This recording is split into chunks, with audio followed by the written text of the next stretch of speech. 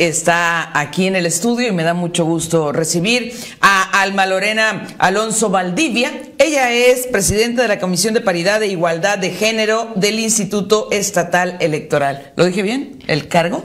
Muy bien, Soledad, muy buenas tardes. Qué gusto saludarte también al auditorio. Muchas gracias. Se ha firmado un pacto por un proceso electoral libre de violencia contra las mujeres. ¿Por qué a estas alturas, Alma, se tienen que firmar estos pactos? Porque yo me preguntaría por qué hay que firmarlo, ¿no? Deberíamos de estar firmando un pacto de violencia, debería ser parte de una cultura el que los derechos políticos electorales de las mujeres se ejerzan en igualdad de circunstancias que los hombres y por supuesto libres de violencia. Te pongo un poquito en contexto. Todos los procesos electorales hemos estado firmando este pacto en el instituto. Ahorita para el proceso electoral 2023-2024 dio un giro este pacto y te explico el por qué y por qué en este tiempo. Fíjate que este pacto se está firmando en el marco de la elaboración de este protocolo. Este protocolo se firmó en el mes se elaboró, se coordinó la elaboración por parte del Instituto Estatal Electoral e intervienen algunas instituciones que tienen injerencia en la atención de la violencia política. Te comparto, por ejemplo, que aparte del instituto está el Tribunal Estatal Electoral, la CDH, el Tribunal de Justicia Administrativa, la Fiscalía General de Justicia del Estado, la Fiscalía de Delitos Electorales, el Instituto Sonorense de las Mujeres y la Comisión Estatal para el Desarrollo de los Pueblos y Comunidades Indígenas, la CEDIS, pero en este proceso electoral en particular invitamos a dos instancias más a que se sumaran porque tienen injerencia en la resolución de procedimientos que tienen que ver con violencia política, como lo es el Supremo Tribunal de Justicia del Estado y el Tribunal de Justicia Administrativa. Entonces, todas estas instituciones, para poner en contexto también a la ciudadanía, bajo la coordinación del instituto, llevamos a cabo la elaboración de este documento. Es el tercero en Sonora, ya tuvimos una versión 2017-2018 antes de la armonización legislativa. Que nada más la atención a la violencia política pues destacaba en pura normatividad internacional, en convenios y tratados, era el trato que se le daba. Después en 2020, cuando nos toca ya la armonización legislativa de la reforma de paridad y de violencia política, se hace el protocolo que instrumenta esa reforma 2020-2021. Y ahorita lo estamos actualizando, esta es la edición 2023. ¿Qué tiene este que no tenían los anteriores? ¿Qué tiene este? Muy buena pregunta. Mira, pues una de las cuestiones que acabo de comentar es precisamente que sumamos a dos instancias, al Tribunal de Justicia Administrativa y al Supremo Tribunal de Justicia del Estado. El Tribunal de Justicia Administrativa, ¿por qué? La violencia política, cuando es cometida por un servidor público, es considerada una falta grave según la Ley Estatal de Responsabilidades y a quien le toca la resolución es al Tribunal de Justicia Administrativa. También la violencia política constituye un delito, entonces los jueces orales de lo penal, que dependen pues del Supremo Tribunal de Justicia, tienen la resolución de la violencia política cuando es delito, por eso sumamos a estas dos instituciones. Esa es una novedad. Por otra parte, de 2021 a 2023, por ejemplo, tenemos una importante normatividad que ha emitido el INE, Soledad, que es el lineamiento para atender, prevenir, sancionar, obviamente investigar y erradicar la violencia política, de donde emana el famoso 3 de 3 contra la violencia.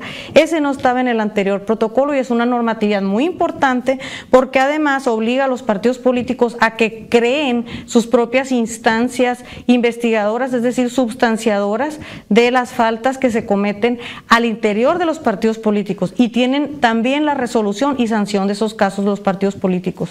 Esas son parte de las novedades, aunado a que algunos criterios de los tribunales del Tribunal Electoral del Poder Judicial de la Federación y jurisprudencias también que se han emitido, pues que quisimos nosotros enfatizar, porque no ha habido ninguna reforma en lo sustantivo al tema de violencia política a partir de la armonización. Cuando se denuncia o cuando se necesita denunciar la violencia política en razón de género, ¿se acude ante el Instituto Electoral o ante el tribunal?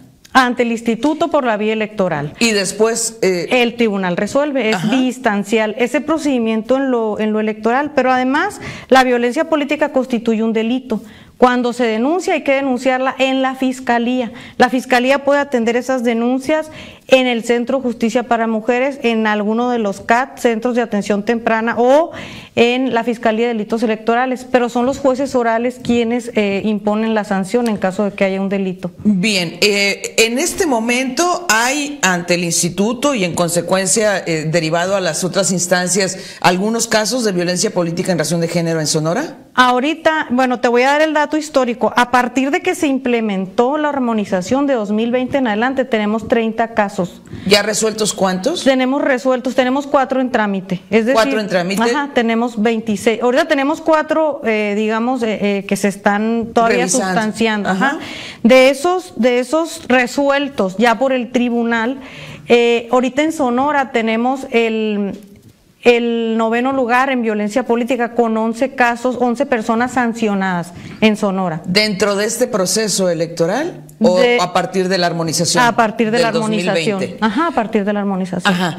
El noveno lugar. Ahora, con 11 casos. ¿Cuáles son las causales que derivan en que sea clasificado como un delito de violencia política en razón de género? Ajá, son muy parecidas a las causales en la vía electoral. La Ley General en materia de delitos electorales establece en el artículo 20 bis todas las infracciones que es delito, y son muy parecidas a las que están en materia electoral. Te decía, por ejemplo, el amenazar a una candidata con que renuncie a su cargo, o la sola amenaza, también el delito de feminicidio, cualquier acto que atente contra su integridad física, su integridad emocional, su integridad psicológica, que son los delitos de amenazas, de lesiones, de violación, cualquier delito. Entonces, el hecho que a una candidata, por ejemplo, también se le oculte información para el ejercicio de su cargo, el hecho de que a alguna candidata se le induzca por medio de la amenaza a que renuncie a la candidatura o al cargo cuando ya es electa, son algunas de las causales. Bien, bien. Bueno, quienes quieran enterarse más de estos temas, hay que dirigirse ahí a la Comisión de Paridad e Igualdad. Sí, con mucho gusto, pero este instrumento tan valioso para la ciudadanía, además también para las autoridades, porque aquí viene el paso a paso, y te lo voy a dejar, Soledad, para ti. Viene el paso a paso de cómo actúa cada una de las instancias que te decía. Viene, mira, todos el paso que siguen cuando se presenta una denuncia, es decir, qué hacen, cómo se presenta la denuncia, por qué medios, datos de contacto, cuál es el procedimiento, qué derechos tienen las víctimas. Aquí tenemos, por ejemplo, el Tribunal Estatal Electoral, qué es lo que hace en violencia política, qué hace la Fiscalía General de Justicia, qué hace la Fiscalía de Delitos Electorales, qué hace el Tribunal de Justicia Administrativa, y la CDH y el CEDIS, es decir, todas, y es un referente también de actuación interinstitucional, de coordinación, es decir, si a mí me llega una denuncia y veo que también es delito, pues debo de canalizarla a la Fiscalía. Si me llega una denuncia y esos actos son cometidos por un servidor público, hay que canalizarlo a la Secretaría de la Contraloría General del Estado para que investigue, porque la violencia política es una infracción administrativa también. Bien. ¿Este material está en línea? Este material está en línea en las redes sociales, y cualquier ciudadano o ciudadana que quiera un ejemplar, pues estamos en el instituto ahí también entregando. Nosotros lo estamos entregando ahorita a los 72 ayuntamientos, a los diputados, a las universidades, a colectivos, a medios de comunicación, lo estamos socializando. Entonces te decía, volviendo al tema del pacto, que en el contexto de la elaboración del protocolo es que el instituto, con el compromiso el compromiso arduo de prevenir la violencia política, no nada más de decir denuncien y así se va a atender, sino en la línea de la prevención es que estamos sumando este tema del pacto.